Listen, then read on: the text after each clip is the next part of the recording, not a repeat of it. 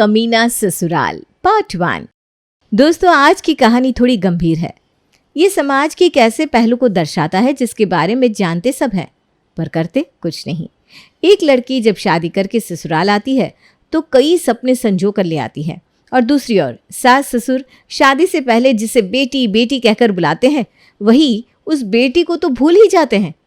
आइए आज हम एक नज़र डालते हैं समाज की ऐसी एक सच्चाई पर।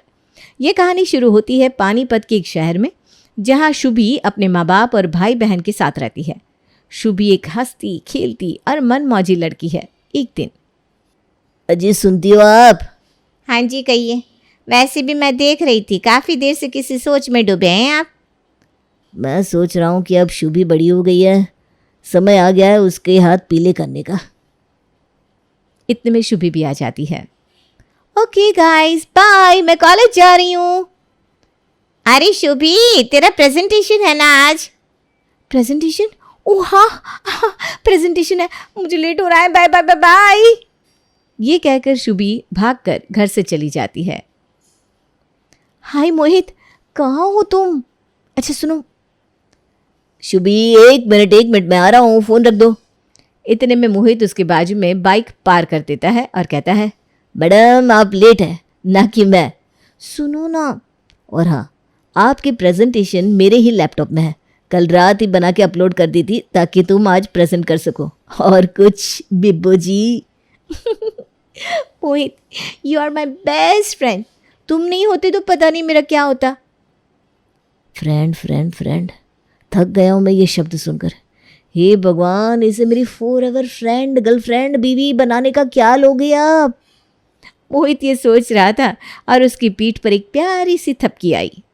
ओए मिस्टर, चलो ना, आप कॉलेज के लिए लेट हो जाएंगी। और कॉलेज पहुंचते ही शुभी क्लास में गई, जहां सबसे पहले प्रेजेंटेशन उसकी थी। क्या कमाल की प्रेजेंटेशन थी वो। सभी उसके लिए तालियां बजाने लगे और उसकी प्रोफेसर ने खड़े होकर उसके लिए तालियां भी बजाई। शुभी, आई थिंक तुम्हारे अंदर बहुत टैलेंट है बेटा। तुम बोल्ड हो और तुम्हारा प्रेजेंस ऑफ माइंड लाजवाब है। कुछ लोगों को स्टेज फियर होता है, पर तुम तो स्टेज को अपना ही बना लेती हो। बहुत आगे जाओगी तुम। बस कभी अपने हुनर को जाने मत देना। चाहे लाइफ में जितना प्रेशर हो, अपने हुनर को हमेशा बरकरार रखना। ये सुनकर शुभी को कुछ समझ में नहीं आया, पर वो थैंक यू बोलकर चली गई। कॉलेज की कैंटीन में मोहित ने जैसे ही उसे देखा वो बोल पड़ा, अरे आ गई हीरोइन, मान गए। प्रेजेंटेशन में तो तुमने आग लगा दी। मैं तो अभी से ही सोच सकता हूँ, शुभी प्रेसिडेंट ऑफ मार्केटिंग, कोई अच्छी बड़ी कंपनी के लिए। शुभी हंस रही थी कि अचानक से उसकी नज़र किसी पर पड़ी और उसकी मुस्कुराहट जरा सी कम हो गई। मोहित ने कुछ भांप लिया और कहा, क्या हुआ शुभी, किसे देख रही हो, क्यों चुप हो गई? मोहित, ये लड़का कितना हैंडसम है यार, काश ये मुझे डेट कर लेता। कौन? अच्छा ये प्रेम। देखो शुभी, एक लड़का होने के नाते मैं तुमसे कह रहा हूँ, प्लीज़ ऐसे लड़के को भाव मत दो। इस प्रेम का कैरेक्टर कुछ ढीला सा है।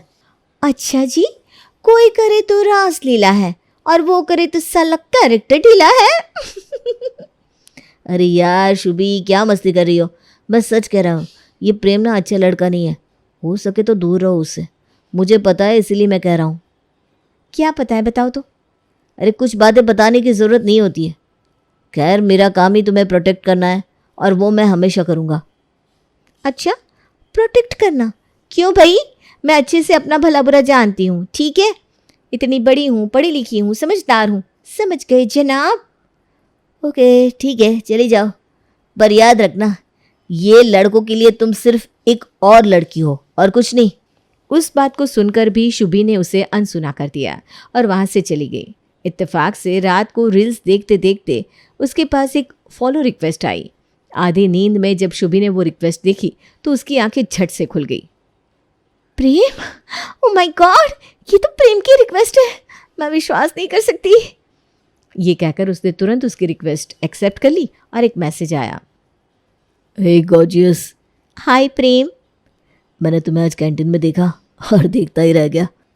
फिर तुम्हारे बॉयफ्रेंड को देखा तो नज़र घुमा दी। आई एम सॉरी, पर तुम्हारा चेहरा मेरी आंखों से हट ही नहीं रहा था, इसीलिए दोस्तों से पूछकर तुम्हारी आईडी ली और तुम्हें फॉलो रिक्वेस्ट भेज दी। वो मेरा बॉयफ्रेंड नहीं है, अच्छा दोस्त है। था, उससे ज़्यादा कुछ नहीं। अच्छा, पर वो तो तुम्हारी हर बात काफ़ी केयरफुली सुन रहा था, काफ़ी सीरियस लग रहा था वो तुम्हारे लिए। ऐसा कुछ नहीं है, बेस्ट फ्रेंड है बस, और मैं उसे उसके आगे और कुछ नहीं देखती। चलो, थैंक गॉड। थैंक गॉड, क्यों? अब कुछ नहीं। तो मैडम, अगर आप सिंगल है तो आप इस सिंगल लड़की के साथ कॉफ़ी पीने चलेंगी? ज़रूर, क्यों नहीं। Let me know where. वैसे तो कॉलेज के पास एक कैफ़े है, पर पानीपत के कैफ़ेज़ को कहाँ कुछ बनाना होता है। घर आ जाओ कल शाम को, वहाँ पर मैं वर्ल्ड्स बेस्ट कॉफ़ी बना कर पिलाऊंगा। कॉफ़ी बीन्स खास इटली से इंपोर्ट किया है मैंने। घर? अरे डरो मत, कुछ नहीं होगा तुम्हें, मैं हूं ना। अच्छा जी, शाहरुख, मैं हूं ना। ठीक है, फिर कल पक्का। अगले दिन शुभी कॉलेज का कहकर तो चली जाती है, पर वो कॉलेज पहुंचती नहीं है। मोहित उसका पूरा दिन इंतज़ार करता है, पर शुभी आती ही नहीं। उसके घर के पास बाइक पार्क करके हॉर्न बजा के भी उसने देखा, पर वो बाहर नहीं आई। ये शुभी कहाँ होगी? कहीं कुछ हो तो नहीं गया उसे? ठीक तो है ना वो? मोहित पूरी शाम बाइक पर पानीपत में जगह जगह उसे ढूंढता है, पर वो नहीं मिलती। फ़ोन भी ट्राई करता है, पर वो लगता ही नहीं। अंत में वो शुभी के घर के बाहर बाइक पार्क करके वेट करता है, और 8 बजे वो देखता है कि शुभी एक कार से उतरती है। बिना कुछ सोचे समझे वो उसके पास जाता है और कहता है, अरे शुभी, कहाँ थी तुम सारा दिन? मैंने कितनी बार तुम्हारा फ़ोन ट्राई किया, तुम थी कहाँ? और ये फूल किसने दिए? किसके साथ थी तुम? अरे बस करो मोहित, मैं कोई बच्ची नहीं हूँ जो कहीं गुम जाऊंगी। और रही बात कि मैं कहाँ थी, क्या कर रही थी, किसके साथ थी, that's none of your business. अपने काम से काम रखो और हटो मेरे रास्ते से। अच्छा, नन ऑफ माई बिजनेस? पूरा दिन कॉलेज में वेट किया, शाम को पानीपत के चक्कर लगा लगा कर पागल हो गया, और तुम कह रही हो कि it's none of my business? It is my business. तुम लाइन क्रॉस कर रहे हो मोहित। तुम मेरे दोस्त हो, बॉयफ्रेंड नहीं, समझे? क्या लेना देना है तुम्हारा? लेना देना है शुभी, क्योंकि क्या? छोड़ो, तुम ना कभी समझी ना कभी समझोगी। बस अपना ख्याल रखना तुम, और कुछ चाहिए होगा तो मुझे बता देना। बाय। ये कहकर मोहित वहाँ से थोड़ी ही दूर शुभी को अपने घर के अंदर जाता हुआ देखता है। आंखों में आंसू लिए वो वहीं सड़क के किनारे घंटों बैठ जाता है और अपनी किस्मत को कोसता है। कुछ दिनों बाद, मोहित, मैं कई दिनों से देख रही हूँ, तुम बस अपने में खोए खोए से रहते हो। बताओ बेटा, क्या हुआ? माँ, मेरा पहला प्यार अधूरा रह गया। मेरा भगवान पर से विश्वास ही उठ गया। बस मैं टूट गया हूँ, कुछ बाकी नहीं रहा जीवन में। ऐसा मत बोलो बेटा, ऊपर वाला अगर कुछ कर रहा है तो सोच कर ही कर रहा है। आज अगर कुछ छीन रहा है तो कल उससे दुगना देगा वो तुम्हें। तुम चाहे किसी पर विश्वास करो या नहीं, बस खुद पर विश्वास रखो और आगे बढ़ो। नहीं मम्मी, सब खत्म हो गया, सब खत्म। और ये कहकर मोहित एकटक दीवार को देखने लगा। चेहरे पे कोई भाव नहीं था उसके, वो एकदम पत्थर की तरह स्थिर बैठा हुआ था। वहीं दूसरी ओर शुभी की जिंदगी किसी सपने से कम नहीं थी। वो और प्रेम डेट करने लगे, पर छुप छुप कर। प्रेम के कहने पर वो कॉलेज में एक दूसरे से बात नहीं करते, पर कॉलेज के बाद शुभी कभी कुछ तो कभी कुछ बहाना बनाती और उसके घर जाकर उसके साथ घंटों बिताती। एक रोज़ जब वो शाम को वापस आई तो घर पर, शुभी, ये कोई समय है क्या घर आने का? वो पापा, कल्चरल फेस्ट चल रहा है ना, तो इसीलिए प्रैक्टिस। तो फ़ोन तो उठाना चाहिए ना। और ये भी क्या प्रैक्टिस जिसमें 1 बजे से 8 बजे तक तुम बिजी रहती हो? अब क्या हम अपना काम धाम छोड़कर तुम्हारे पीछे पीछे चलते रहे? और ये लड़का कौन था जिसकी गाड़ी से तुम उतरी? लड़का? नहीं पापा, मेरा फ्रेंड है स्टेफी ने ड्रॉप किया मुझे। अच्छा, और स्टेफी तुझे फूल देती है रोज़? फूल? नहीं, वो प्ले में मेरे कैरेक्टर को फूल चाहिए होते ना, इसलिए। ठीक है, तुम जाओ, जाके खाना खा लो और टाइम पर सो जाना। जी पापा। शुभी के जाते ही, जी, मुझे लगता है कि शुभी को बता देना चाहिए हमें। अरे बिल्कुल भी नहीं, अब राज खुलेगा कल। बहुत हो गई उसकी मनमानी। और अगले ही दिन जैसे ही शुभी उठती है, उसके पापा कहते हैं, शुभी, आज कॉलेज स्किप कर दो। स्किप? मगर क्यों पापा? वो कुछ लोग घर पर आ रहे हैं ना, इसलिए। ओके, पर कौन? देख लेना। और हाँ, कुछ ढंग का पहन लेना, ये जीन्स जून्स मत पहनना, समझी? शुभी कुछ सोचती तो है, पर फिर उसकी माँ आवाज़ लगाती है। वो सब भूलकर माँ की मदद में लग जाती है। थोड़ी ही देर में 3 लोग घर आ जाते हैं, एक औरत, उसका पति और साथ में एक लड़का भी था। शुभी ने जैसे ही वो देखा, उसके तो तोते उड़ गए। फिर उसने लड़के को देखा, मोटा, बाल कम और गर्दन झुकाए, सिर्फ ज़मीन को एकटक देखता रहता। आइए आइए सोनिया बहन, सफ़र कैसा था आपका? जी बहुत बढ़िया, ये जगह बहुत सुंदर है और आपका घर तो वाजिब है। धन्यवाद। लीजिए आप सभी नाश्ता लीजिए, मैं शुभी को बुलाती हूँ। माँ शुभी को लेकर आती है।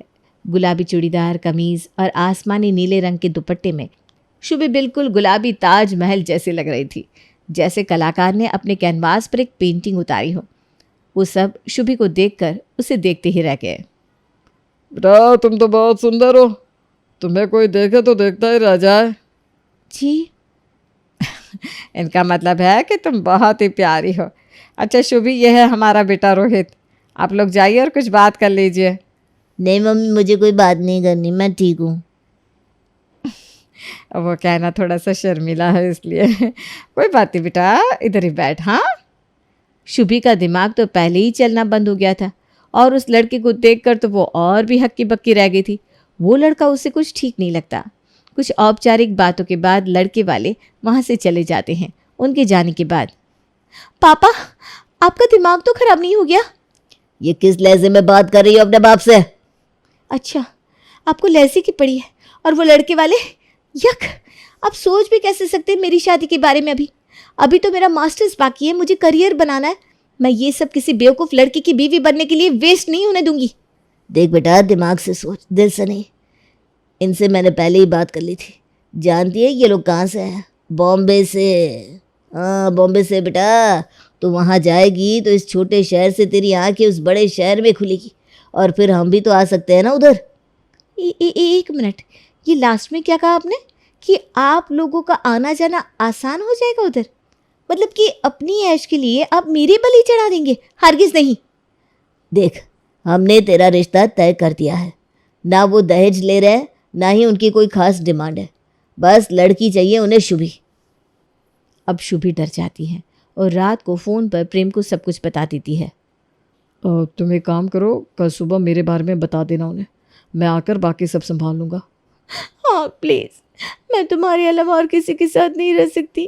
Please Prem, I love you. हाँ बेबी, हाँ, डरो मत, हम लोग मैनेज कर लेंगे किसी तरह। और अगले ही दिन शुभी के घर आता है प्रेम। प्रेम को देखते ही शुभी के पापा उठ खड़े होते हैं और कहते हैं, जी कहिए, कौन है आप?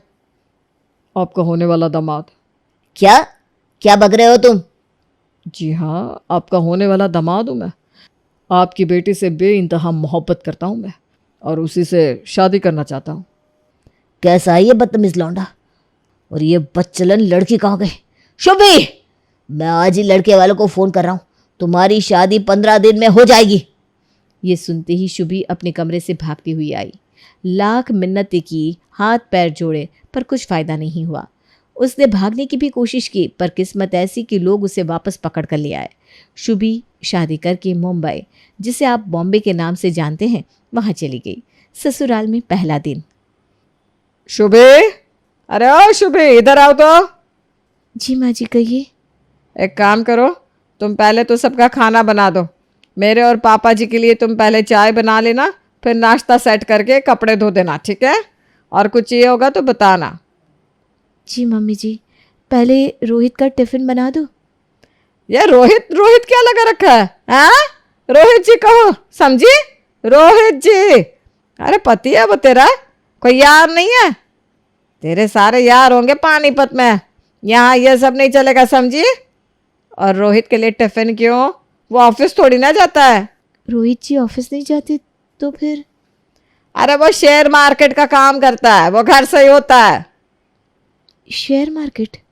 हाँ तो शेयर्स का काम करता है मेरा बेटा, पैसों में खेलता है मेरा राजकुमार। चलो, कुछ तो अच्छा हो रहा है मेरी लाइफ में।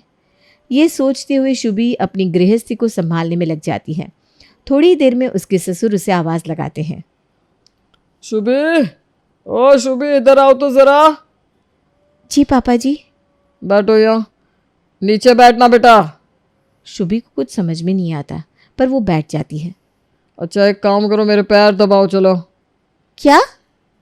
पैर दबाओ, हाँ ऐसे जोर से।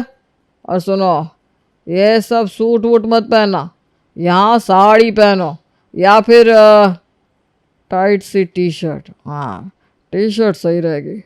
वैसे तुम थोड़ी सी मोटी तो हो गई हो, जब घर में देखने आए थे तब तो पतली सी थी, शादी के बाद वज़न चढ़ गया है तुम पर। अच्छा है, अच्छा है। मुझे भी ना हट्टी कट्टी और ताज़ी सी लड़कियां अच्छी लगती हैं। पिता जैसे ससुर के मुंह से ऐसी बातें सुनने के बाद शुभी के तो मानो हाथ पैर ठंडे पड़ गए। वो किसी तरह खून के घूंट पीते हुए अपने ससुर के पैर दबाने लगी।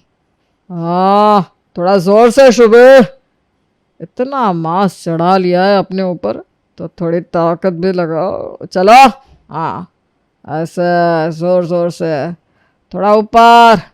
शुभी थोड़ा ऊपर करो ना। हाँ। तभी उसे सास की आवाज़ आती है। आवाज़ सुनते ही सुनील अपनी लुंगी नीचे कर देता है और शुभी से कहता है, भाग जाओ यहाँ से और चुप रहना, समझे? शुभी की आंखों में आंसू आ गए। वो समझ ही नहीं पाई कि अभी एग्जैक्टली क्या हुआ था उसके साथ। वो आंसू लिए अपने कमरे में दाखिल हो रही थी कि उसे अपनी पति की आवाज़ आई। डार्लिंग, हाँ आऊँगा ना तुम्हें मिलने ऑनलाइन शाम को 7 बजे, वहीं देसी रोमांस वेबसाइट पर। अच्छा अभी तो बताओ तुमने क्या पहना है? वाह वाह वाह। शुभी को अब जोर का धक्का लगता है। ससुर ऐसा, पति उससे भी गिरा हुआ। दिन के 2 बजे ये क्या चल रहा है? और उसके पति का शेयर मार्केट। वो सोचती है कि अपनी सास को सब बताए, पर बताती भी क्या और कैसे? ऐसे ही अत्याचार चलता रहा। एक दिन, शुभी उठो, शुभी उठ जाओ, मेरे लिए जाकर कोल्ड कॉफ़ी और मैगी बना लाओ, जाओ। रोहित जी सुबह के 4 बज रहे हैं, आप प्लीज़ अभी सो जाइए और मुझे भी सोने दीजिए। ज्यादा जुबान चलाती है क्या? और एक थप्पड़ आता है शुभी के मुंह पर। ये क्या? क्यों? ज्यादा बकर बकर की ना तो यही हाल होगा तेरा। ज्यादा होशियार मत बनना। हाँ चल जाके जो कहा है वो बना कर ला। रोती हुई शुभी वहां से चली गई। किचन में खाना बनाते हुए अचानक से उसे अपने पीछे एक साया महसूस हुआ और फिर किसी ने उसे पीछे से पकड़ लिया। सुन शुभी, इस घर में अगर तुझे रोटी चाहिए और खुला हाथ, तो मेरी सेवा तो करनी ही पड़ेगी। जैसा जैसा मैं बोलूँ वैसा ही करना। जी पापा जी, आती हूँ अभी। और फिर कुछ ऐसा गंभीर हुआ जिसका जिक्र करना भी नामुमकिन है। शुभी अपने कमरे में जाती है।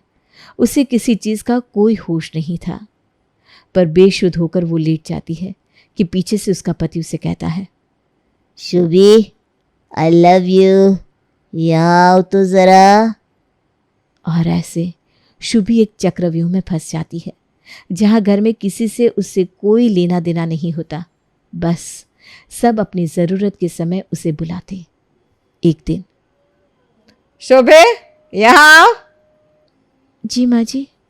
ये सारा दिन तुम घर में मनहूसियत मत फैलाया करो अपनी शक्ल लेकर। और वैसे प्रेम से बात होती है कि नहीं? ये नाम सुनते ही शुभी के होश उड़ जाते हैं। वो जिंदगी जो वो कभी छोड़ के आई थी आज फिर उसके सामने आ गई। उसे देखकर उसकी सास जोर से हंसने लगती है। अरे तू इतना क्यों घबरा रही है? बहुत यार रखने का शौक है ना तुझे? न जाने और कितनों को रखा होगा अभी तक। तुझे क्या लगा हमें पता नहीं चलेगा? अभी तेरे यार को बुला देती हूँ, चल मेरे साथ। और ये कहकर शुभी की सास उसे पीटती है, गालियां देती है और उसे कमरे में बंद कर देती है। शुभी चीखती चिल्लाती पर किसी को कोई फर्क नहीं पड़ता। अगली सुबह उसकी सास दरवाज़ा खोलती है और कहती है, सुन चुड़ैल, जल्दी से तैयार हो जा, और खाना लगा देना, एक मेहमान आ रहा है आज, समझी? 1 घंटा है तेरे पास बस। जी माँ जी। शुभी जख्मी हालत में पहले खुद तैयार हुई, फिर घर की सफाई और खाने में लग गई। जब मेहमान आए तो वो किचन में चाय नाश्ता लगा रही थी और लेकर बाहर गई, पर वो जैसे ही उस शख्स की तरफ मुड़ी, उसके चेहरे की हवाइयाँ उड़ गई।